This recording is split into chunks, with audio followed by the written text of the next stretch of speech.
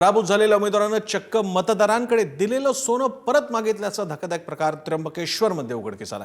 निवडणुकीपूर्वी मतदारांना सोनं वाटप केल्यानंतर पराभव झाला आणि मग हे गृहस्थ आपलं सोनं परत घेण्यासाठी तिकडे गेले। हा व्हिडिओ शूट झाला, तो पण पाहूया। माझ्या घरातून नेलेलं आहे, सीसीटीव्ही फुटेज आहे, ठीक आहे। माझ्या घरातून येऊन सोनं घेऊन गेलं, मी कोणाला वाटलं नाही, तुमच्याकडे पावती पण नाहीये, ऐकून घे। आणि मी कोणाला वाटायला गेलो नाही, मी कोणाच्या घरी दिलेलं नाहीये।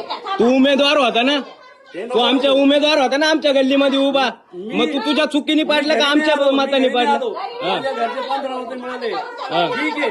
तुम्हाला नाही द्यायचं ना, नका घेऊ, मी कारवाई करतो। काय केलं आम्ही? चोरी केली का? तुझ्या घरी येऊन चोरी केली?